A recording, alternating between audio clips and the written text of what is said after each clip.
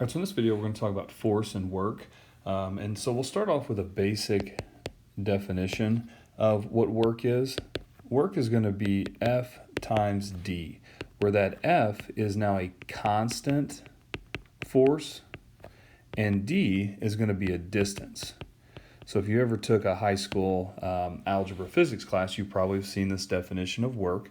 Also want to point out briefly, in case you've never seen this before, that in terms of units, when we talk force, we're going to be dealing with what are called newtons. And when we deal with work, we're going to be dealing with what are called joules. And so when you see those units attached to things, that's where we're coming up with the notation. Now, that's for constant force. If we want to talk variable force, then what we're going to do is we're going to take advantage of what an integral does. We're going to partition into infinitely many sub-intervals of work, and then we're going to add it all up. So for work, when we deal with a variable force, we're going to have the integral from a to b of f of x, there's our variable force, dx. So this is the formula that we'll now be using in a calculus class, and you might have seen something similar depending on how far you went in your physics.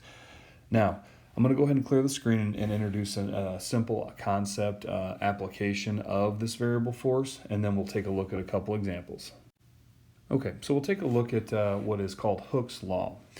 You'll see this a lot when you talk about springs or compression or expanding something. So Hooke's law says that if you have a spring that is stretched x units beyond its natural length, x units beyond its natural length, that's really important to pay close attention to, then it's going to pull back with a force, f of x equals kx. That k is referred to as Hooke's constant.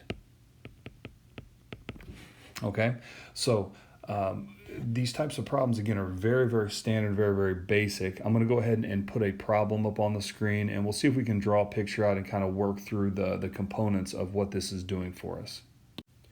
Okay, so you can take a look at the problem here. We've got a spring that has a natural length of 1 meter. A force of 10 newtons is required to hold it stretched to a total length of 2 meters.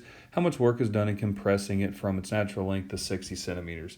Now, a couple things jump out at me first here in this particular problem, and one that is a little bit sneaky if you're not paying close attention. They give us centimeters, they also give us meters. We need to be consistent throughout. We know that 1 meter is going to be 100 centimeters, and then 2 meters is going to be 200 centimeters. So I'm going to use centimeters in this case just so we're consistent throughout.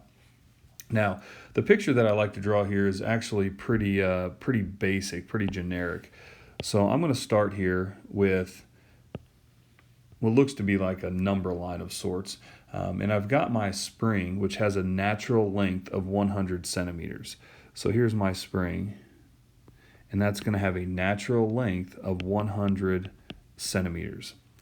Now, we're trying to figure out how much work is done in compressing the spring from its natural length to 60 centimeters. So what we're going to be studying now is this thing right here. So it's going to be compressed now to 60 centimeters. Okay?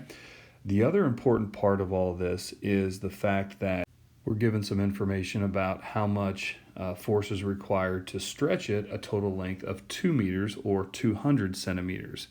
So this guy right here, even though it might not seem relevant, is actually going to come into play.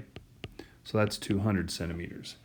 The reason is because when we try to find this f of x right here, when we're trying to find that, and we know that's going to be our kx, we have to find Hooke's constant. And so we're going to need to use some known information before we can actually apply it in to figure out the green part, which is what we want. So I know that my force of 10 newtons is going to be required to stretch it a total length of 2 centimeters. Now, remember, x is the units beyond its natural position. So its natural position here is 100. So to stretch it an additional 100 units, that's where our x is going to come into play. So our force is going to be 10. Our K is the Hooke's constant that we're searching for. And then the X, units beyond its natural position. Again, its natural position is 100. We're stretching it an additional 100 units. That's why the X is going to be 100 here. That gives us now a K equals 1/10. So when I set this integral up for work, I'm going to have my 1/10 X, right? That's that formula from Hooke's formula or Hooke's law just a little while ago. Of course, will be a dx. And then the other thing that we need to consider is from where to where. Now, this is where the green part comes into play. Because we're integrating with respect to x, and x was defined as units beyond its natural position. So its natural position starts at 0. Okay, its natural position starts at 0. And since we're compressing it, we're going from here to here, the interval that we're going to be investigating the work on would be this guy right here, which for us would now be a negative 40. We're moving in the negative direction, so we're compressing it. If we were extending it 40 units, then it would be a plus 40, but we're compressing it, so we have to have that negative out there. Okay? So once you have that filled in, it's a very simple integral to compute, as you can see. And this actually ends up giving us an 80, and the units would be Newton centimeters on this particular problem, since I went ahead and converted everything to centimeters to start. So for Hooke's law, it's important just to understand what everything represents. If you understand what everything represents, plugging it all in and doing it's generally not too bad. But just remember, when it comes to this formula here, that x is always beyond its natural position. So always think of the spring in its natural state before then you think about how it's either condensed or expanded. Okay, so now we'll talk a little bit about force due to gravity, and we'll take a look at a problem here. So force due to gravity, a lot of times is thought of as weight at equilibrium. And so the work that we're going to talk about is going to be your standard force times distance. But now for us, that force is going to be a weight by distance. And that weight that we're going to talk about can be expanded into density of whatever it is we're talking about by volume, by distance. So the force is now going to be our weight. Our weight is going to be defined as density by volume.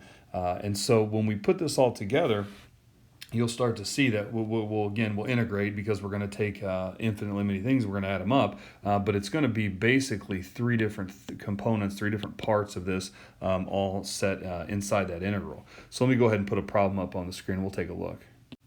Okay, so you can take a look at the problem here. We've got a cylindrical tank of radius 5 and height 9. It's 2/3 filled with water. Find the work required to pump all the water over the upper rim.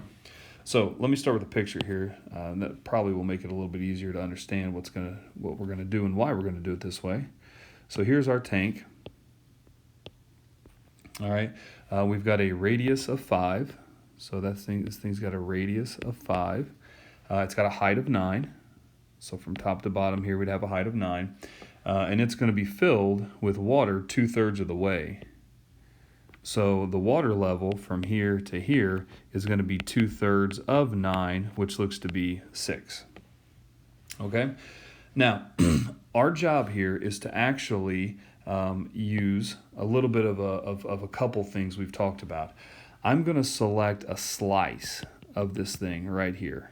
Okay, just a slice. And I'm going to figure out how much work is required to pump that one slice off of the top or out of the upper rim of the tank. And so that slice now is going to be what I call my x. Okay, it's a variable slice. I can pick any slice I want to, but it's going to be a depth of x. So now, when I set this thing up, I need to remember density by volume by distance, just like we talked about it a little while ago. Distance by volume by distance. So density by volume by distance, excuse me.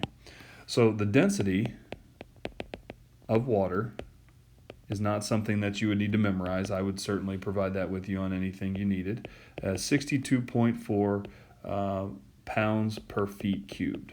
Okay, So that's going to be just a constant at this point. The volume, we know, since this is a cylinder, would be our pi r squared h. But now in this particular problem here, our pi is constant, the radius is fixed at 5, and the height, that's the part that's going to change, right? That's the part I could pick at this slice, I could pick this slice, and we're going to pump it out the upper rim. So it's the height is what's going to change here. And so the height is going to be the change of x, the change of that slice. And the change of x would, of course, be our delta x or our dx. So that's going to be a 25 pi dx. Now, the distance that slice needs to go would be from here up. Well, from here up would be a total of 9 minus the x. So our distance now is 9 minus x. So to compute this work, we're going to have that integral. Our density is 62.4. Our volume is 25 pi, and I'll tack on that dx there at the end. And our distance is 9 minus x. So now, remember, that's going to give us one slice. We need all of the slices, and then we need to add them all up. So the interval on which we need to do this is going to be where we get all of the slices that we need. And so all of the slices would exist from 0 up to 6. That's where all of our slices are. So from 0 to 6 would be the interval we need. When you compute this, which again is not a very difficult integral to compute, you end up with 56,160 pi foot-pounds of work.